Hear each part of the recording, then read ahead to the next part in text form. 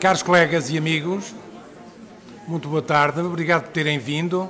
Estamos um bocadinho atrasados e eu passo de imediato a palavra ao Diretor do Instituto, Jorge Vala.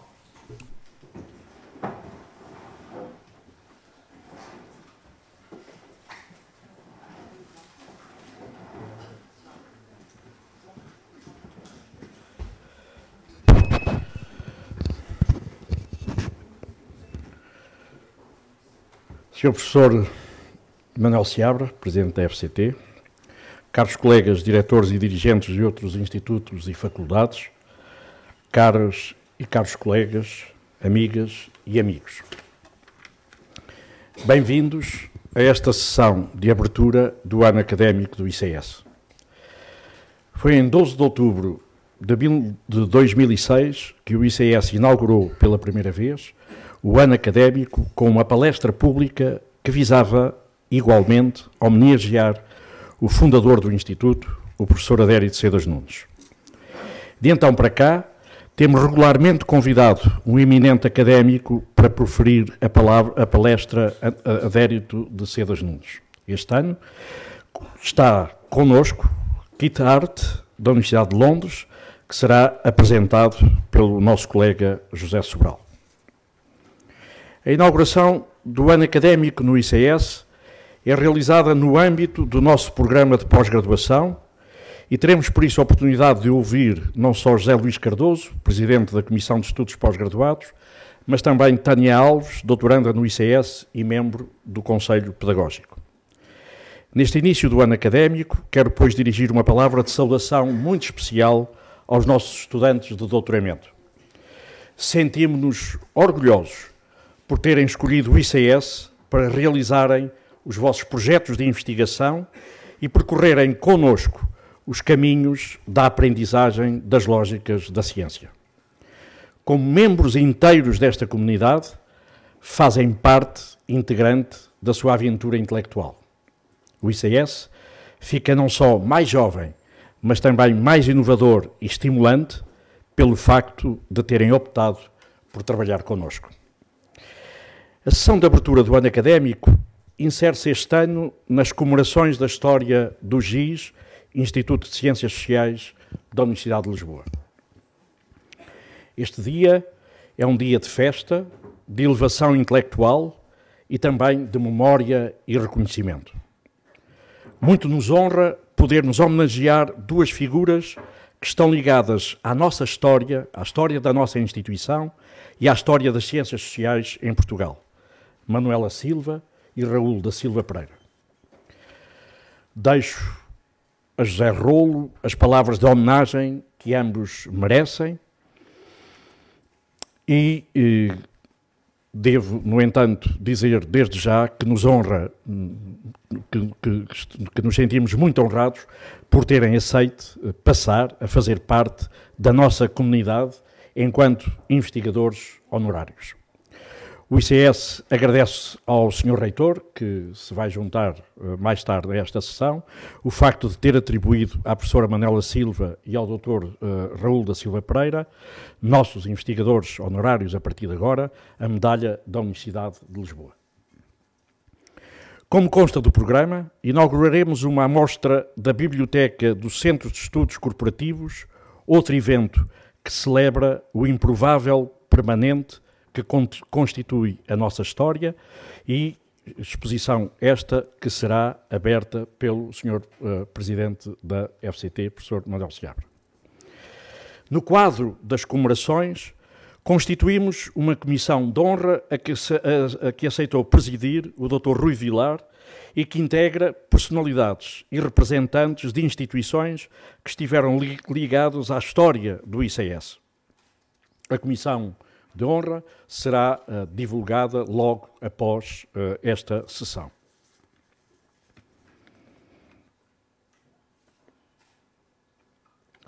E para terminar, duas palavras sobre o que gostaria pessoalmente de destacar na história, nestes 50 anos de história do ICS. A história do ICS é marcada pela inovação. São raros os campos de pesquisa nas ciências sociais em Portugal em que não foram desenvolvidos a partir daqui. em alguns casos, atingindo repercussão internacional. O segundo aspecto da nossa história que gostaria de valorizar é exatamente o da dimensão internacional que assumiu a pesquisa realizada a partir do ICS.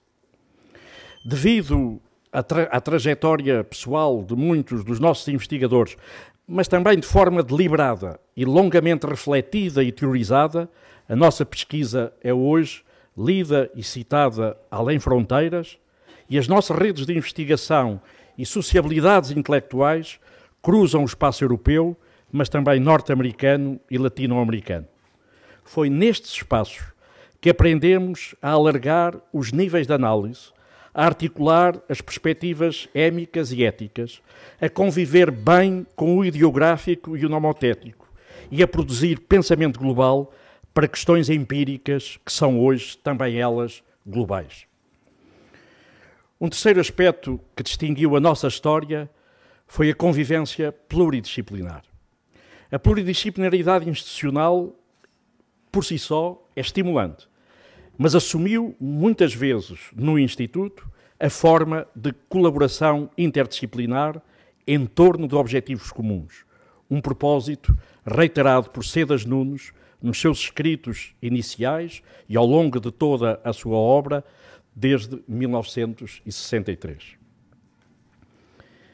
A ciência faz-se no quadro de lógicas intelectuais como aquelas que acabei de referir, mas faz-se também em quadros institucionais com características próprias que dão forma aos objetos que estudamos e são informados por eles. Uma das características da instituição que é hoje o ICS é a sua história de crises, rupturas e transformações.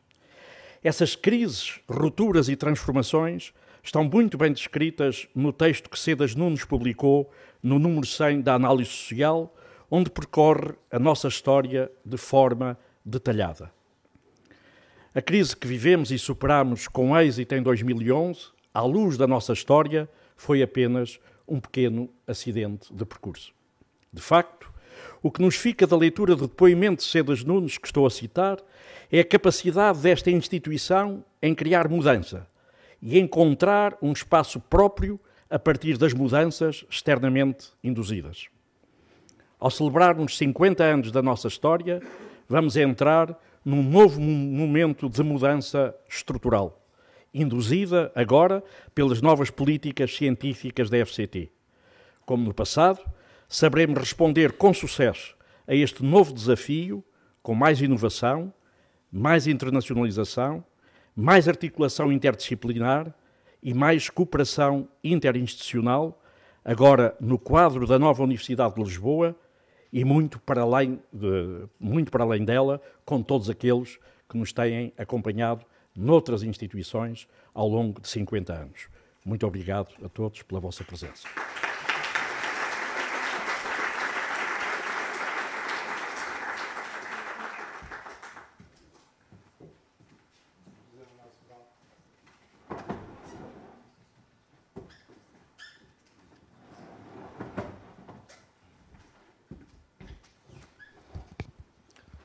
Boa tarde a todos.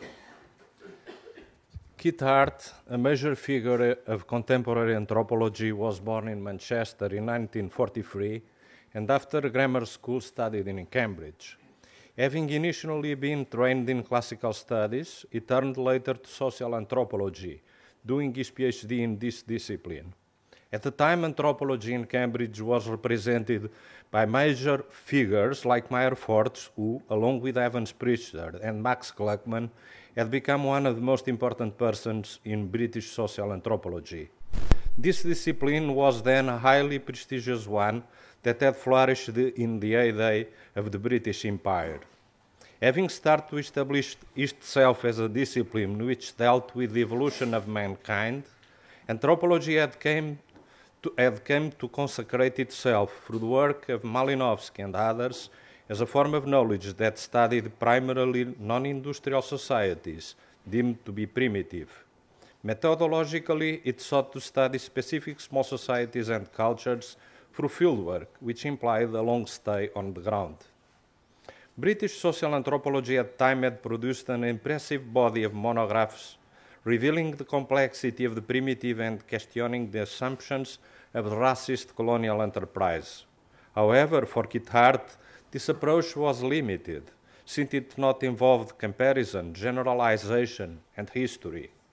Although more attractive to Hart, American anthropology, with its four fields, sociocultural anthropology, physical or biological anthropology, archaeology, linguistic anthropology, also had limitations, particularly in seeing every human culture as a whole in itself. Coincidentally or not, Keith Hart's supervisor in Cambridge was Jack Goody, one of the figures that has more insisted on the role of history and comparison. Cambridge, with its feudal remnants, didn't fascinate Keith Hart, unlike the Manchester of his childhood. Although suffering from post-war decline, this was still the Manchester that had been the workshop of the world, due to its place in the Industrial Revolution. It was the heart of Lancashire, the land of a resilient working class where ethnicities generating conflict between Protestants and Catholics still mattered. The class of which he speaks is not an abstract one, confined to the factory and the relations of production found there, but a human society formed by households, by religious affiliation, by ancestry, by history, lifestyles, and cultures. His Manchester is a city of clubs like Manchester United, of the Halley Orchestra, of musical societies, and more to the present, of rock bands like Oasis. He found the contrast between Manchester and Cambridge, a feudal society, in his words, enormous. For him, they represented two completely different civilizations. In his own admission, he would never find in his transnational trajectory through different continents greater contrast. In the 60s, Hart is doing research in Ghana, independent since 1957, and it is during this research that his interest in economics aroused. There he discovered the vitality and creativity of the street markets, which are beyond the control of the formal, codified rules of state bureaucracy. The livelihood of the population depended on these activities in street trading. Then he will proceed to elaborate the concept of informal economy, which denotes social phenomenon of unquestionable importance, not restricted to so-called underdeveloped societies.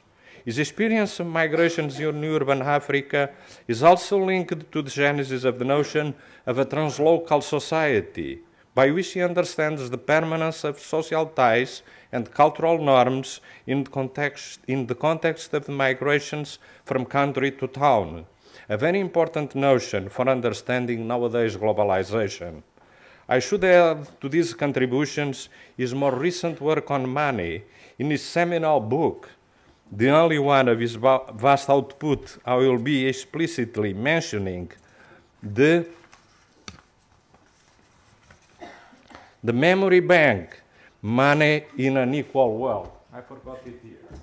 It is this one. In it, he calls attention for the chief role of money in relating people to the world and in remembering, that is to say, in keeping track of the relations people have with the wider society. All these are only some of the contributions of the innovative work of Keith Hart for the social sciences. Keith Hart followed a very cosmopolitan path in his career. He held academic appointments in Britain, Manchester, Cambridge, where he was director of the African Studies Centre, Aberdeen, London, where he retired as Professor Emeritus of Anthropology, the United States and Canada, at the Universities of Chicago, Michigan, Yale, Northwestern and McGill, Italy, in Turin and Pavia, Norway, in Oslo, Jamaica and Hong Kong. He now holds an academic appointment in South Africa, being the co-director of the Human Economy Project at the University of Pretoria and is an honorary professor at the University of KwaZulu-Natal in Durban. We find some cosmopolitanism in his research, He did research and consultancy in several places in Africa, Jamaica, Papua New Guinea, and the Cayman Islands, then already on its way to become one of the centers of evasion from the control exercised by the states of national capitalism, and therefore becoming a component of today's globalized economy. This activity is reflected in a large number of his published works. He is the author, co-author, or editor of at least 15 books, over 30 book chapters, and about 50 articles, the most substantial part devoted to economic anthropology. Hart loved America, where he found the idea of happiness as a human project, a project of freedom and equality. But I believe that Africa still occupies a central place in his concerns, like the contrast between the poverty of certain states and the fortunes of the corporations, or the role of mobile technologies in production of the global economy, or agricultural protectionism, or racist nationalism that tries to avoid migration to the more prosperous northern countries. It can also be related to the importance he attaches to the inequality as a main object of economic anthropology. None of these issues is essentially African, and this perspective is not that of an Africanist. On the contrary, his reflections cover both contemporary societies of Europe and North America, today still the heart of the capitalist world system. They cover a critical assessment of the challenge mounted to the capitalist system, represented by state socialism, supported by central plan, that disappeared in the USSR and in Eastern Europe in the 80s. They also cover the analysis of the situation of countries like China, or Vietnam, where he signals an innovative combination between a state apparatus controlled by the Communist Party and private sector without parallel in human history. Keith Hart is one of the most distinguished representatives of economic anthropology today, although I should say that he is much more than an economic anthropologist in a narrow sense. This field of discipline has a long-standing history. According to Hart, in his genealogy, we can find the intersection of distinct contributions. Among them are the emancipatory contribution of the Enlightenment, of Rousseau and Adam Smith, of German philosophy through Hegel, of German socialist thought, and particularly Marx, and of the French one, of British utilitarianism, the contributions of Moss on gift and exchange, and of Karl Polanyi on the difference between societies in which the market is embedded or disembedded. It includes the great 20th century debate between formalists promoting a paradigm that defines economy in terms of choices made by individual actors in conditions of scarcity, and substantivists who think that before industrial society dominated by a disembedded market, the dominant principles in economics were those of reciprocity and redistribution. Or, to put it in a slightly different way, the debate between those who saw the economy as embedded in cultures endowed with certain moral postulates, as happens in the work of James Scott, The Moral Economy of the Peasant, and those who emphasized, as his critic Samuel Popkin in The Rational Peasant, that peasants also made rational calculations. I must stress that for Keith Hart, interest calculation and moral norms are present in all economies. What matters is the varying degree in which they relate.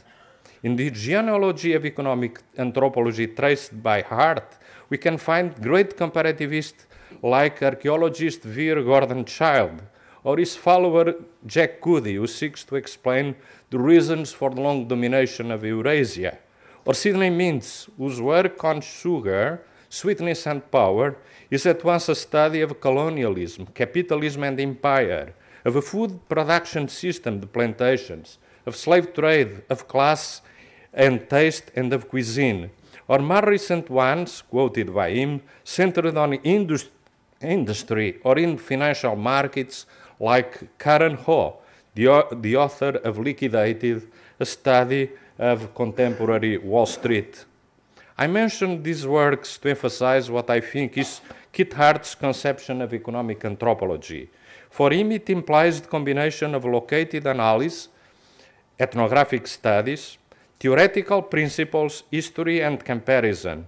It implies not just a criticism of mainstream economics centered on homo economics that, I quote him, that implausible creature whose choices are only determined by individual self-interest, because in his view, persons are always individuals and social, and a critic of mainstream anthropology after what he calls the culturalist turn, because of its neglect of political economy and history and immersion in place precluding generalization and comparison. The economic anthropology advocates is based on a new synthesis between anthropology, history, and economics, among many other contributions such as those of sociology. It is a vast program in search of the motivations for human action and of a human economy that is critical both of capitalism and of socialist experiences based on central planning. Indeed, for him, attempts to build exclusively society based on private property or in egalitarian communism are both destined to fail. I think the references he makes in his autobiographical essay I quoted earlier, Manchester on My Mind, a memoir, references to a concrete society, the one of Lancashire after the Industrial Revolution, are connected to his posture in economic anthropology. His appeal to the development of a human economy is aimed specifically at enhancing the importance of human agency vis-à-vis the impersonal and powerful state bureaucracies and modern corporations.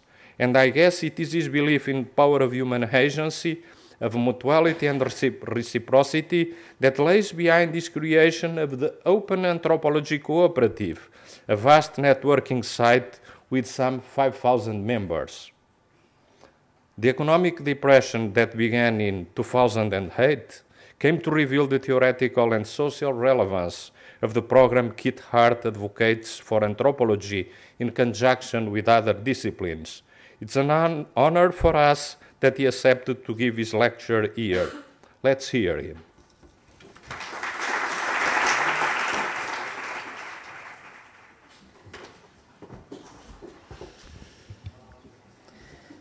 Thank you very much, José. It's extremely generous of you, first of all, to invite me and then to speak in those terms about me. If I wasn't from Manchester, I might be embarrassed, but I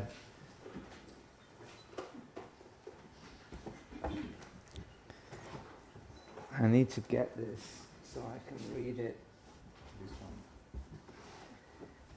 Speak in the mic, it's quite an act. These are my contact details, if anybody is interested. Yes,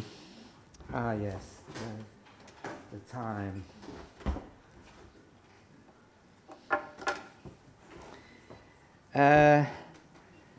I want to start with Marx's introduction to Grundrisse, the notes that he made in the long period he spent reading in the British Museum. He lays out his method there.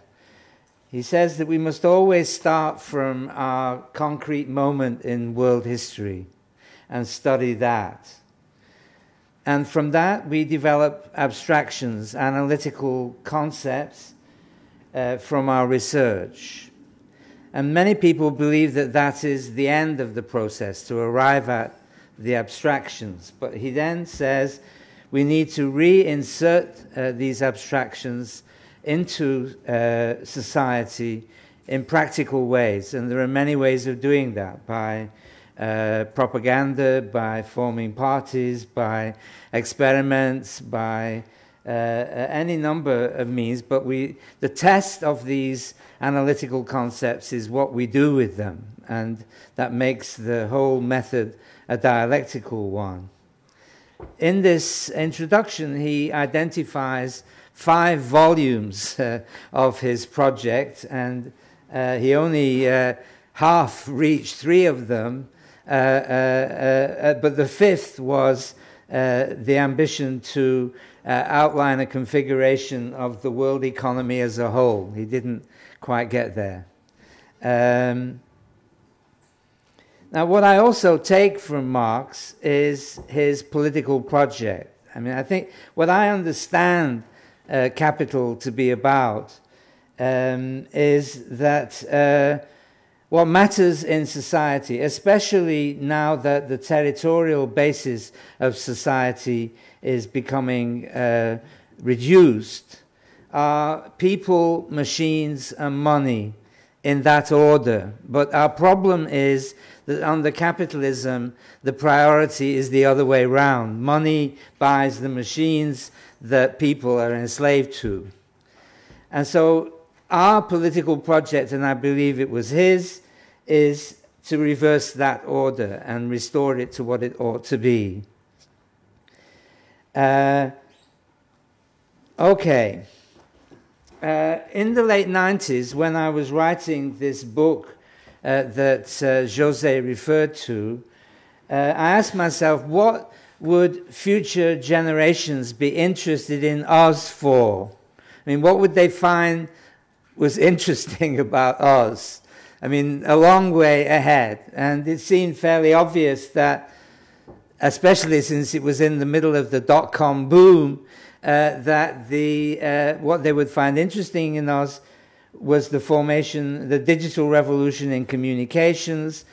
And I wrote this book, about the consequence of that revolution, that technological revolution for money and exchange. And as a result of the last 2 decades, I believe we can say that for the first time in human history, we have created a universal means of communication, which at last is adequate to the expression of universal ideas. Of course, the religions of the book did that, but in a very limited form. So that's my understanding of the challenge of our time. I believe that this development, this particular stage of the machine revolution of the last 2 centuries or more, is the most important development for humanity since the invention of agriculture. And although the Victorians thought that they were at the pinnacle of human development, I think of us rather as primitives. We are the first digging stick operators, scratching in the ground and seeing whether we can control the growth of seeds. And we have absolutely no idea that it all ends up as Chinese civilization. So we don't know what this revolution is going to lead to. We can't even imagine it. So why are we important? We're important because we can screw it up. We really can screw it up so badly that future generations will be interested in us so they can blame us for what they have to live with. Or not. And so, to be a little melodramatic, I would say that if the 21st century follows the pattern of the 20th, which was the bloodiest in human history, there will be no 22nd. So we have an urgent project of forming a world society that humanity can live in reasonably safely. Now, my key concept for making sense of modern history is national capitalism, by which I mean the synthesis of the nation-state and industrial capitalism, which was proposed by Hegel in The Philosophy of Right, which was published in 1821.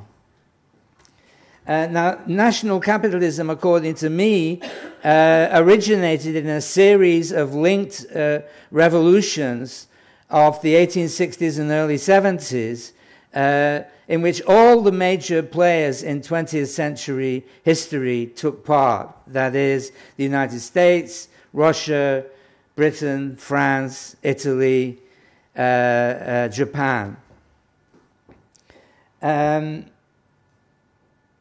this revolution was essentially, these revolutions, which really demonstrated the interlinkage of human society on a global scale, because they all took place so quickly, including such things as the American Civil War, the culmination of the Risorgimento, unification of Germany, the Meiji Restoration, the formation of the Third Republic, Britain's Second Reform Act, the formation of the Anglo-Indian superstate, and of course in the middle of this, Karl Marx produced Capital, and the first Workers' International was formed. And I see these revolutions as being based on a new kind of class alliance, not the original liberal class alliance or postulated alliance between capitalists and workers against landlords, but between capitalists and landlords against everyone else. The military landlord class, the coercive class, and the money-making class came together at that time, and before long they launched the bureaucratic revolution based on new conditions for the organization of government and business. Now, this national system, which gestated in the period of late 19th century imperialism, became general after the First World War. It peaked after 1945 and has been unraveling since the 1970s, and according to me, at any rate, is now in full-scale collapse. I've attempted a periodization. I only include it here to scare you, if I can. We talk about analogies between the present economic crisis and the 1930s. I think that this analogy is false. The 1930s was a phase in a sequence of disasters that were launched by the First World War and concluded by the Second, with economic catastrophe and many other dirty wars in between. I think the better analogy with our situation is 1914, when several decades of financial imperialism came to an end and precipitated World War. So obviously what we're interested in, if we talk about the world crisis, is what is it, where are we in it, and that is something that concerns me a great deal. This lecture, in fact, is far more about this historical context than it is about the positive program of the human economy, but I will come to that. So the question is, what are we actually facing now? And what I want to do is not make a prophecy that we're on the edge of another world war, but to remind people that it's much more dangerous than current media and political and intellectual discussion imagines. Okay, so what is my definition of national capitalism? It's the management of money, markets, and accumulation through central bureaucracy for the benefit of a constructed community of national citizens. And as I say, the political revolutions of mid-19th century laid the basis for this, which then became general as the dominant social form of the 20th century. And I include Stalinism and its offshoots in this term. The major symbol of national capitalism has been a national monopoly currency, a single currency or legal tender. And what it produced was an evolving partnership, which has often not been cooperative but also conflictful, between public and private sector bureaucracy, that is, between governments and corporations, committed in some sense to developing mass production and consumption. the apogee of national capitalism after what Winston Churchill called the Second 30 Years' War of 1914 to 45 was Eric Hobsbawm's golden age, as he called it, in his last book of the 4 that he wrote on modern economic history, The Age of Extremes, and he called it the golden age. He actually dated it from the late 40s to the early 70s. It's a period roughly coincident with what the French call les Trente Glorieuses, which I guess it was for them, to some extent. What this period characterized was essentially developmental states committed to development. And these, not only to development, but to redistribution in most cases, to reducing the gap between rich and poor. I mean, after fighting all these wars, my parents' generation said, that's it, enough. We're not going there again. And I believe that the late 1940s saw so far the highest level of human achievement in reforming society in the interest of the mass of humanity, which included the development of welfare states, of public provision, of purchasing power of ordinary working people, a commitment to reducing the gap between rich and poor countries. And of course it involved a lot of state involvement, and it crossed the board between the social democracies of Europe and North America, Stalinist economies, and the developmental states of the newly independent former colonial countries. Now, this all changed quite dramatically at the beginning of the 1970s. It wasn't, the change was not completed politically until the end of the 1970s. That is, with the election of Reagan and Thatcher in 1979-80.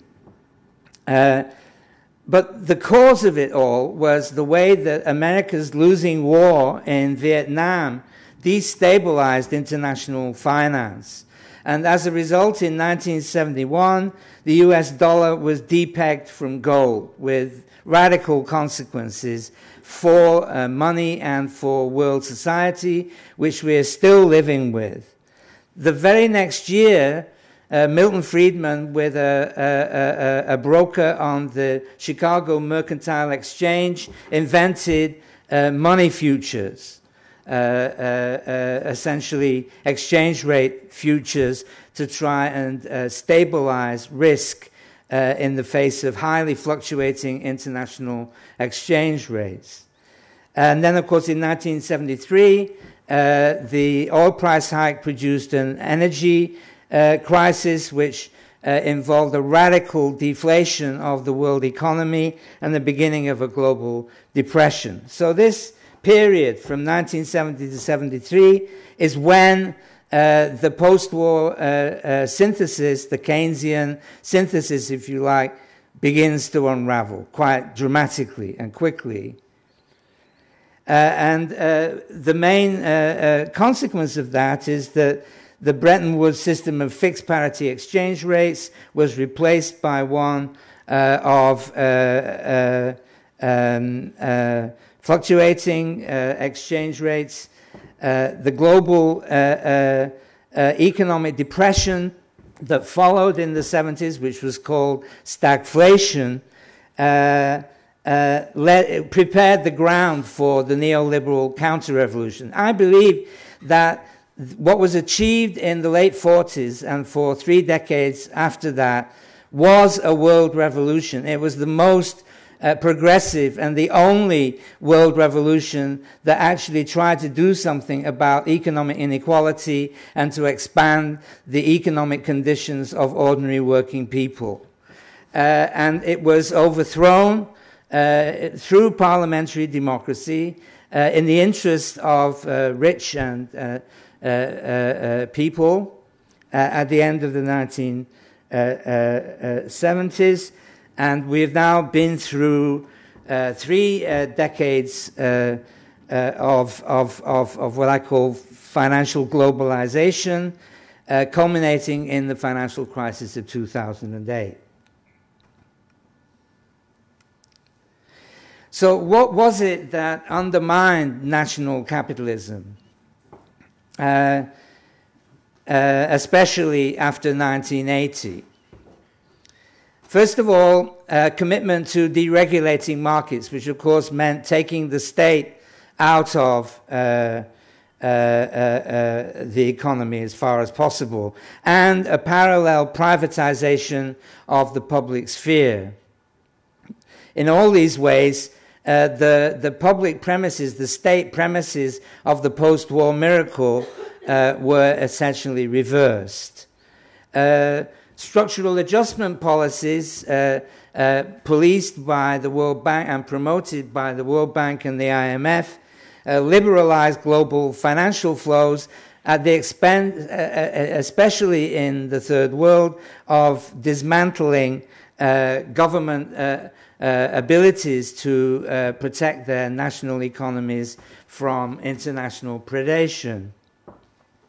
In fact, the 1980s saw the largest and most successful extraction of value from the poor countries in world history through the third world debt crisis and the escalation of interest payments that followed that.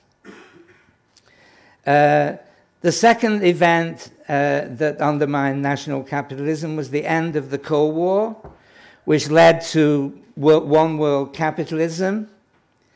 Secondly, from the 1970s onwards, there has been a growth of illegal finance on an enormous scale worldwide, led, I would say, by my own city, not mine, I'm from Manchester, the City of London, who replaced a colonial empire which they'd lost with an illegal financial empire running through small islands in their former colonies, like the Cayman Islands, Hong Kong, Jersey, and so forth. And so what we got in the next 3 decades was a massive expansion of unregulated money, tax havens, shadow banking, electronic finance derivatives and all that, and criminal enterprise. And when I say at all levels of society, I mean inside governments and corporations especially, and not just, the Colombian and Russian mafias. I mean, essentially, money has gone wild since the 1970s,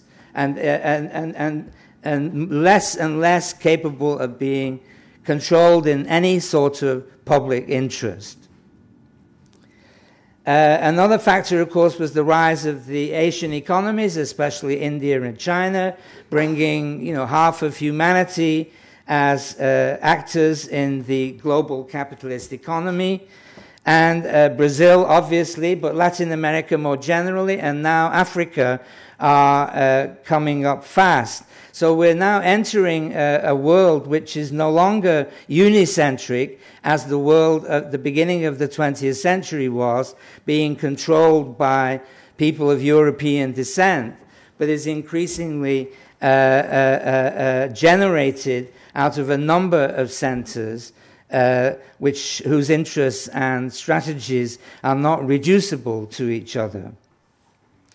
The next factor, which I've already alluded to, is the digital revolution in communications. And I believe the phase we're in now, I know this is a kind of gimmick. Now is the really important time. But it is the case that the miniaturization of computers and their manifestation currently as mobile phones that we can carry around in our pockets And I mean, the power of this thing is extraordinary. Not that I really understand it or can manipulate it, but I hope to get there eventually.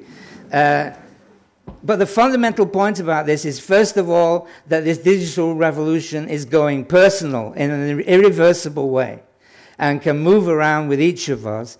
And secondly, there's always been a relationship between communications and markets and money. But the internet never had a built-in payment system. Mobile phones have a built-in payment system. So that means that markets and digital communications can be integrated more effectively than ever before, and with enormous potential results. So that's another thing undermining national capitalism. So what I'm talking about here, I mean, I'm credited with having coined the term the informal economy.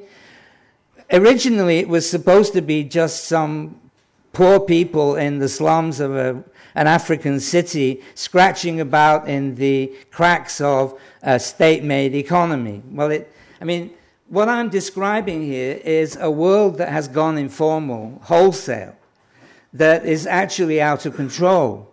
So, and I call that the informalization of the world economy. That's the scale of the crisis that we're in.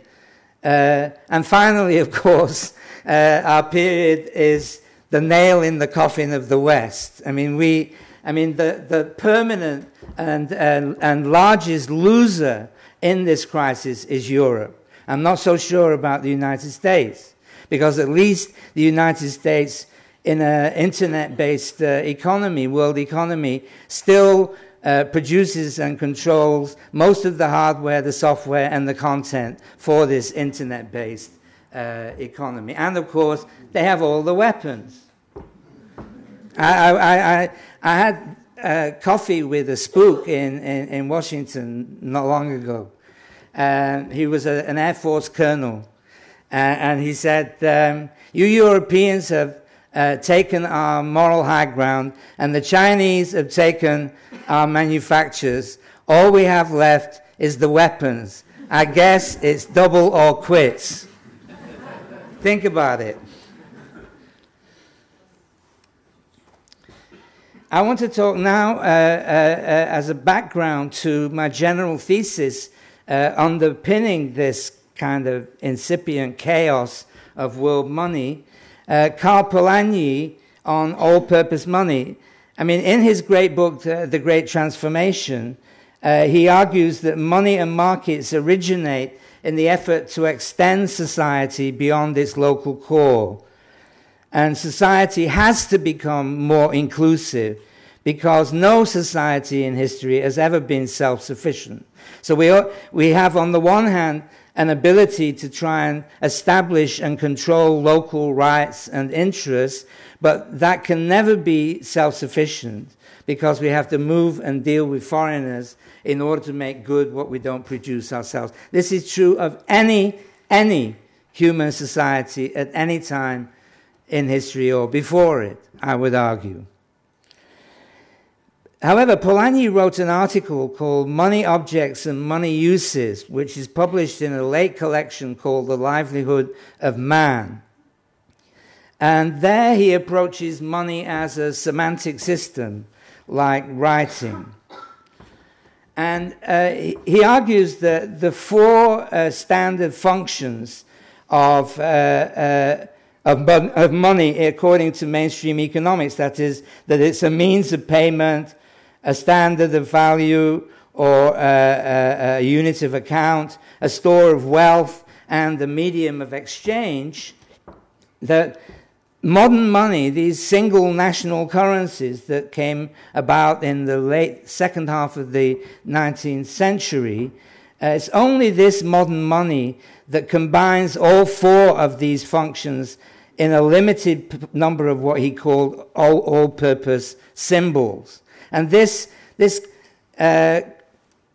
combination is very recent, and as I'll show later, is already and has been for several decades breaking up.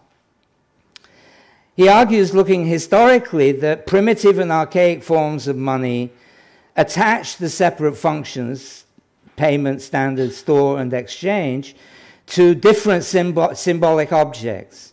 So there is no such thing as a history of money, because money is only one thing in our period and many things before, and the different functions that money performs is performed by different symbolic objects. And this notion, these symbolic objects he calls special purpose money. Now, all purpose money is not the same as general purpose money. General purpose money means money you can buy anything with. But all purpose money refers to what it does, and the fact that all of the things that money can do for a time were combined in a single instrument, national currency. And he also argues against the liberals, against the primacy of money as a medium of exchange, and for a multi-stranded model of its evolution. And I take from, that's what I think is the prophetic nature of his article. Although he didn't look to the future, I think he can, this analysis can be used to understand the breakup of national capitalism more precisely. I also draw inspiration from Georg Simmel's The Philosophy of Money, which was published in 1900. Now, Simmel argues that money always introduces a third party to bilateral exchange, buyers and sellers, and that is the community that shares the use of the money. This is something that I make a good deal of in the memory bank, when I argue that money is a way, one of the ways in which we construct a community of common meanings. So that's one of the anchors of money, according to him, is the community of its users, society, if you like. The other anchor of money is its physical substance, that is, metals, paper, etc. And he predicts in this book that the physical substance of money will wither away. As long as money takes this tangible form, it makes it difficult to understand the abstract nature of money as information. But this becomes clearer as the tangible and physical components of money are eroded. And so when that happens, it reveals money's functionality, that is, the end to which it is put, and its technical organization. And it makes it more clear. And it shows then that the essence of money is what people use it for in society. But that is something that, like Durkheim, I guess, he's saying it takes us some time to figure this out, especially since people who don't have much money tend to demonize it. So it's very hard to suggest that money may have redemptive qualities that make it good for us if we manage it correctly. That's my line. Now, obviously, Simmel's prophecy, especially in the last few decades, has been realized as the digital revolution accelerates and cheapens electronic transfers. But if the essence of money is its use within a community using shared social institutions, national capitalism, which of course derived its strength from its ability to underwrite such a sense of community, has in fact lost its grip.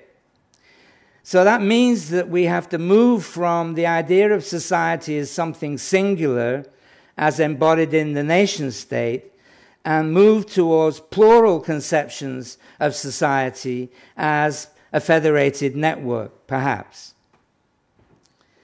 In any case, the infrastructure of money has already become decentralized. Central banks really have, and national governments, and even, the European Union, which was formed to try and get round this problem, which they already saw, this infrastructure, these centralized institutions are becoming decentralized and global. And for this reason, there is no point in invoking the ghost of Keynes and suggesting that Keynesian solutions, if they had been applied in the 1930s, would have solved the crisis, because at that time, most economies were still preponderantly national, and that is no longer the case. So what we're looking at then is the breakdown of all-purpose money.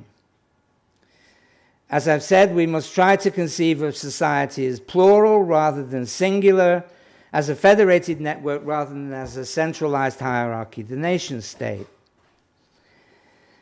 I've also mentioned already that the era of national monopoly currencies is very recent, but that doesn't prevent us from still finding it very difficult to think in any other way about money. I mean, I have a long experience of trying to promote alternative systems of money, community currencies. But in many cases, what people do when they form a community currency is they unknowingly replicate the structure of the nation state. They create a single, standalone, bounded, homogeneous entity, which of course doesn't solve the problem at all. My argument then is that all-purpose money has been breaking up since the USA went off gold in 1971.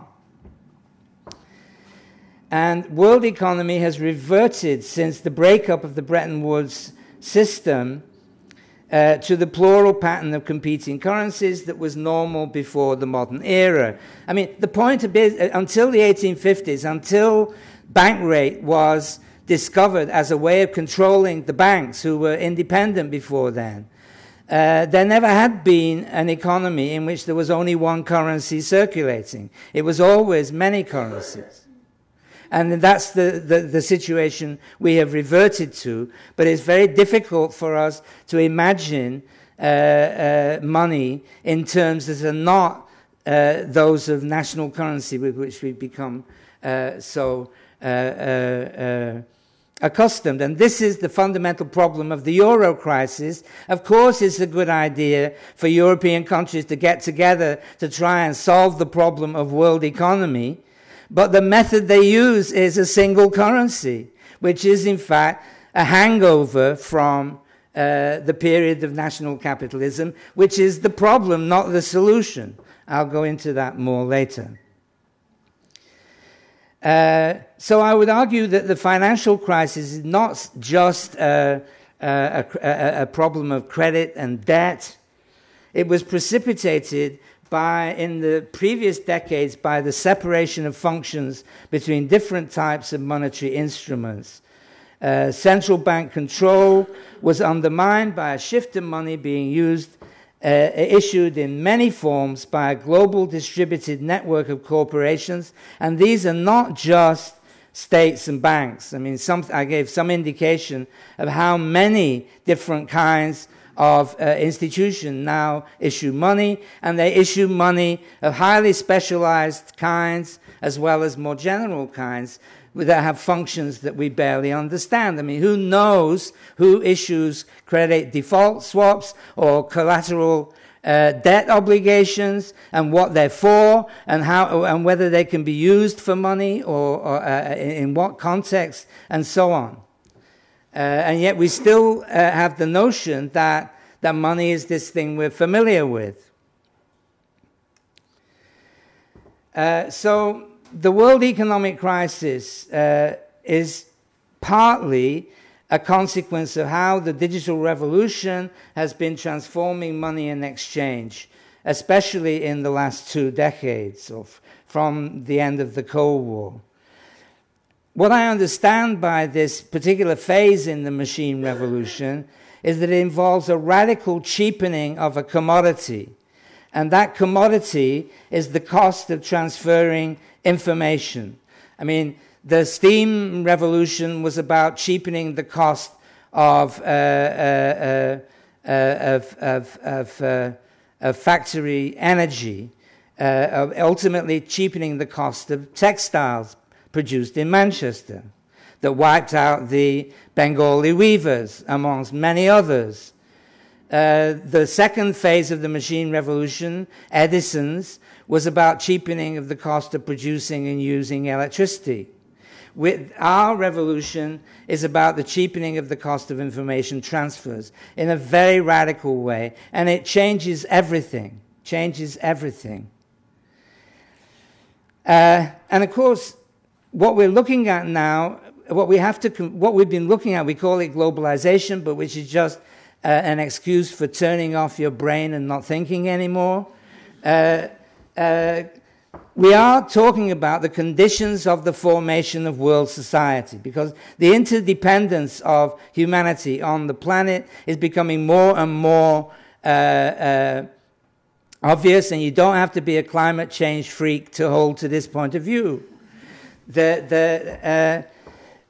And of course, the thing which is interesting and dangerous is that this new phase of world society that we are now locked into, whether we like it or not, has been driven by money, markets, and telecommunications, which are themselves ungovernable and highly unequal. Now, I believe that the task that faces us in the 21st century is that we need to be able to extend systems of social rights which were installed nationally after the Second World War and have been undermined consistently in the 3 decades or so since. We need to extend systems of social rights to a global level before the contradictions of the market system we've inherited collapse into world war. But local political organization resists such a move, as it always has, in a dialectic of globalization that is in fact very old. So what I conclude is that ours is a multipolar world whose plurality of associations resembles the medieval period more than anything else, but we are stuck with ways of thinking and practicing politics that are very much the creature of the phase that has passed, in my view. Which leads us to the Euro crisis. The apparent triumph of the market after the Cold War produced 2 massive political blunders. The first was the radical privatization of Soviet bloc public economies, which ignored the history of politics, law, and social custom that shored up market economies in the West and that Durkheim made absolutely obvious in the division of labor. And of course, they handed over the economy to gangsters and oligarchs, which may be what was intended to start with, I don't know. The other massive blunder was Maastricht, the formation of a European single currency, which was supposed to provide the social glue for political union without first developing effective fiscal institutions or economic convergence between North and South. But the really big mistake was to replace national currencies with the euro. There was, in fact, an alternative on the table at the time, and it was called the hard ecu, which would float a politically managed national currencies alongside a low inflation central currency managed by a European central bank built on the principles of the Bundesbank.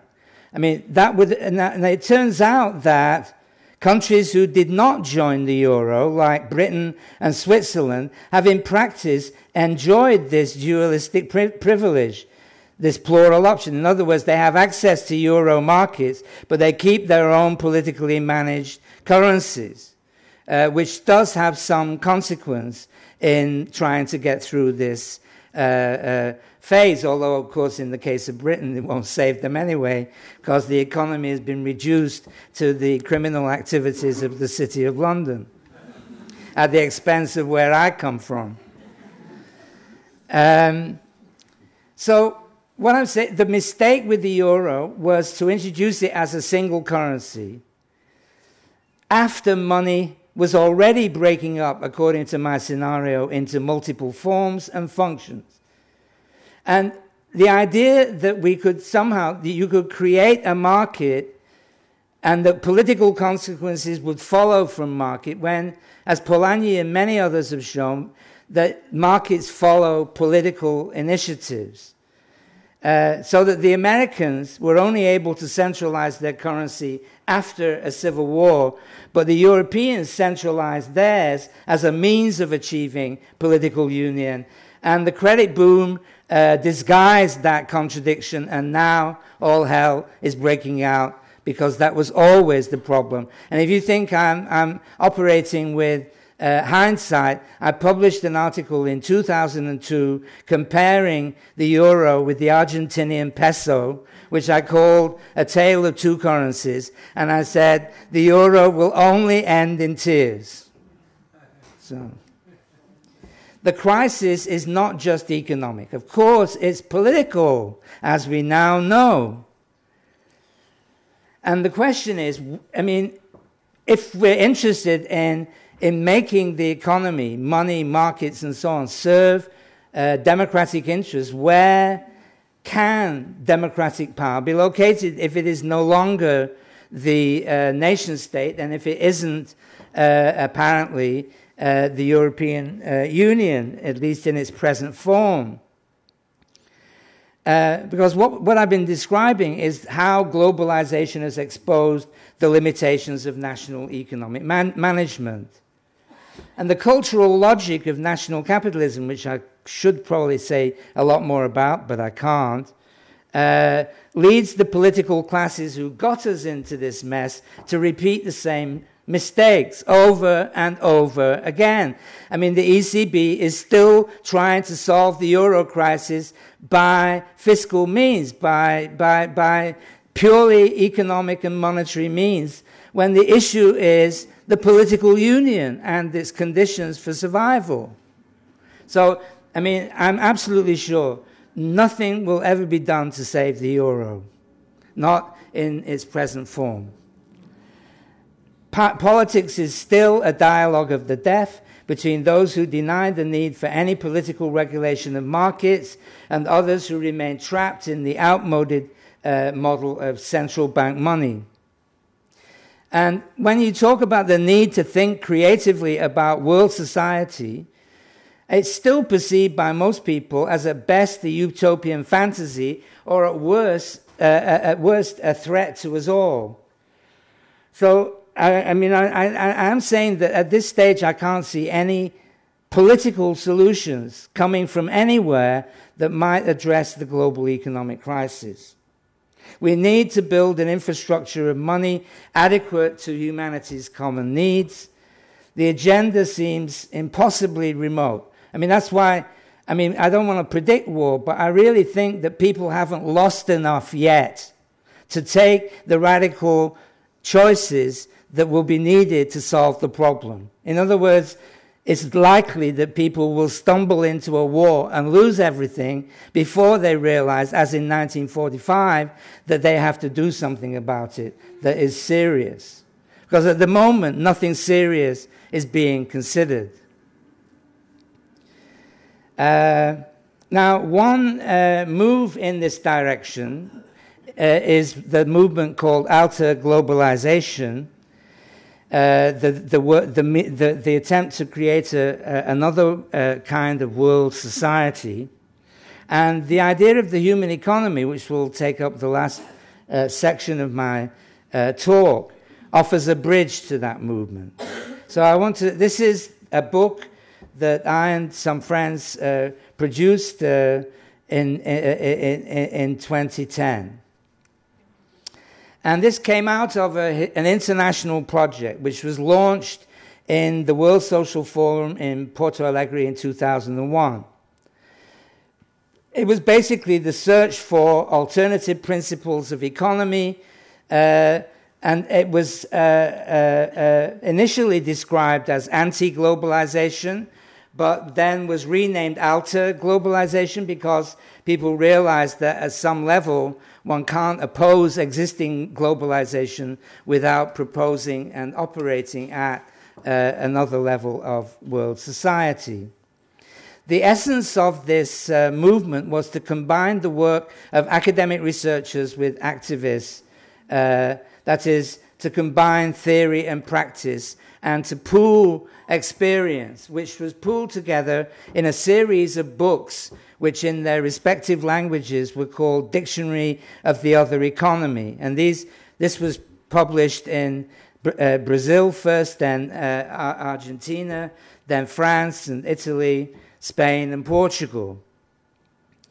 And so the networks that animated this drive for another kind of world economy at every level, from the global to the local, was mainly Latin American in inspiration and Southern European, even Francophone to a large degree. So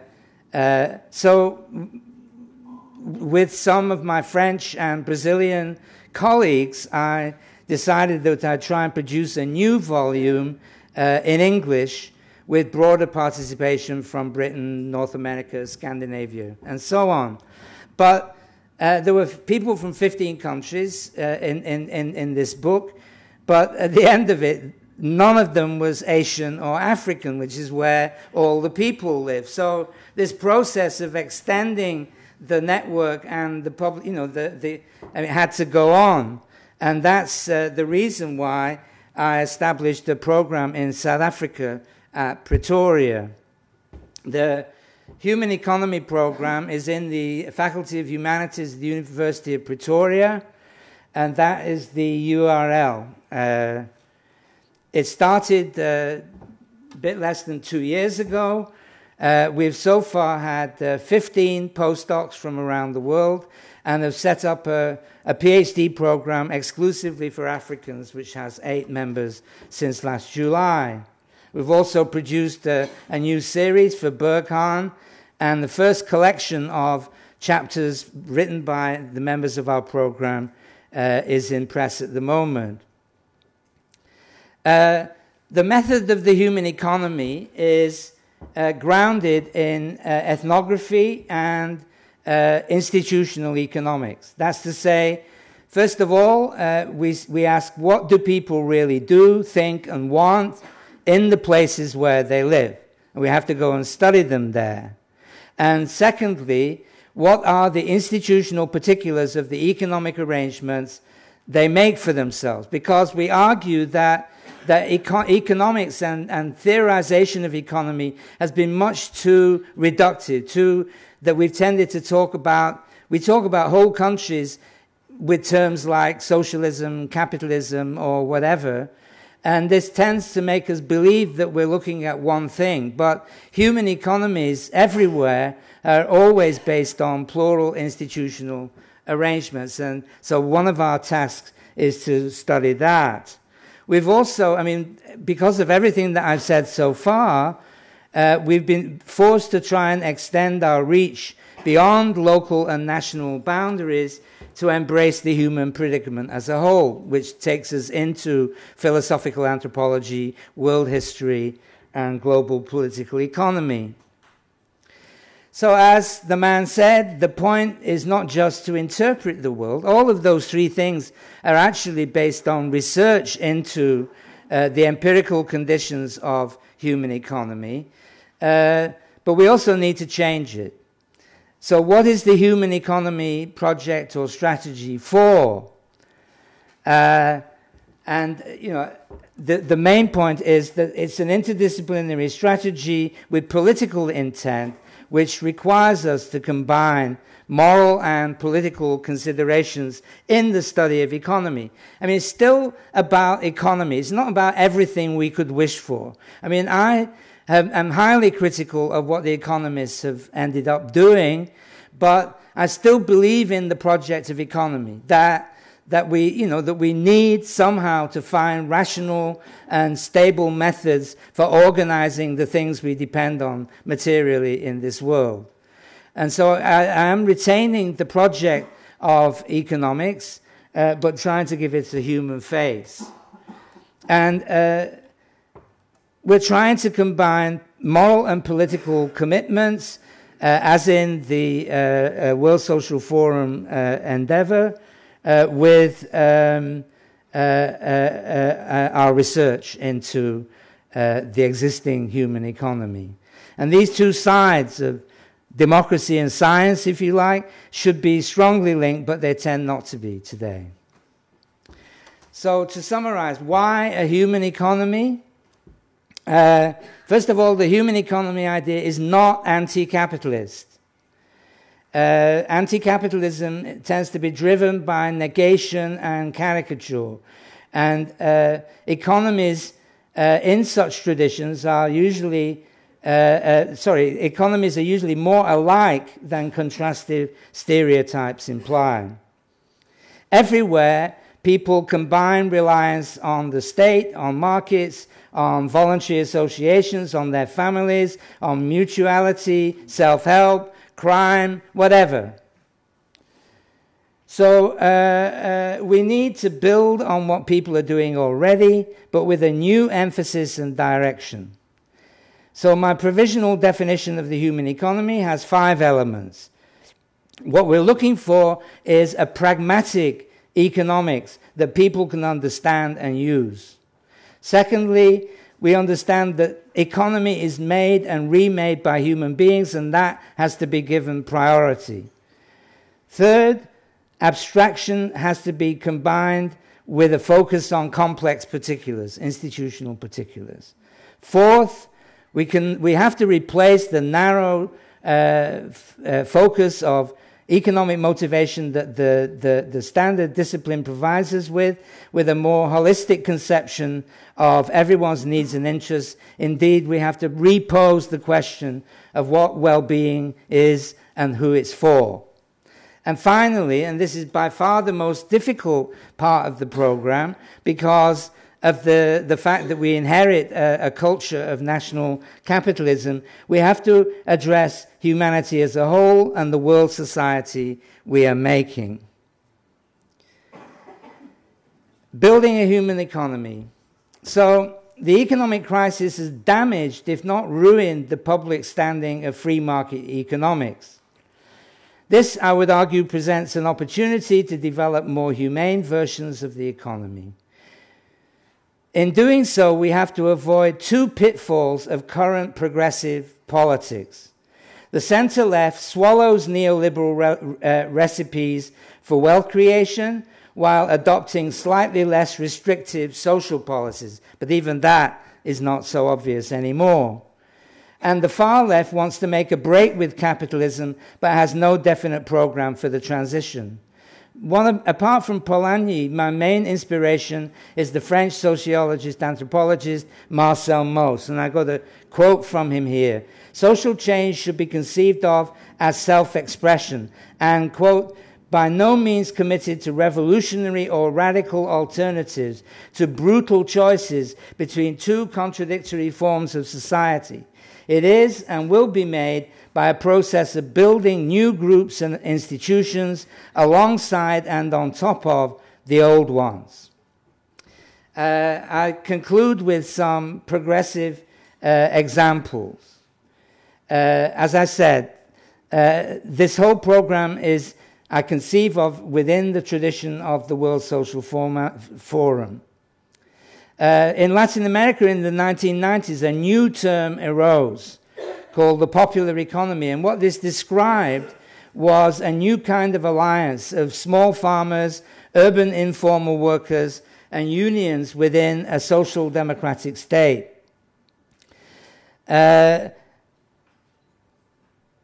This cuts across the notion that we're going to do it our way. You know, we're going to do it against the man. We're not going to, it's not going to have anything to do with states and capitalist corporations. Against that, I argued, if you look at certain particular examples, you find that states and capitalist corporations can play a crucial and supportive role in the program that I've alluded to. One example is Brazil's community banks, which combined local initiatives on community currencies and microfinance and gave them a structure with a considerable amount of local democracy built in. So I would argue that governments, not all governments and not every level of government, but government at some level is indispensable in support of bottom-up initiatives, self-organized initiatives.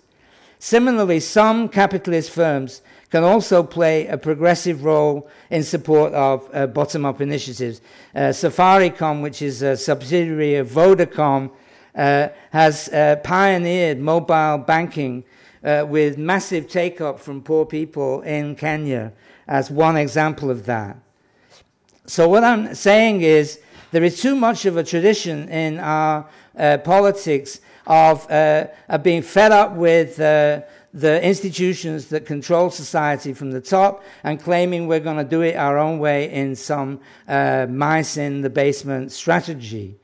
We will not build a better world independently of the institutions that have organized human development since the Industrial Revolution, by which I mean states, cities, capitalist markets, corporations, modern science and technology. We have to somehow make an alliance between what people generate themselves on the ground and what a selective version of that set of institutional conditions. So one challenge for a strategy of building economic democracy, is my final remark, is to base more inclusive versions of society than those we have on grounds of scientific knowledge that we in the academic community are in the best position to produce. And go out and buy the book. Thank you.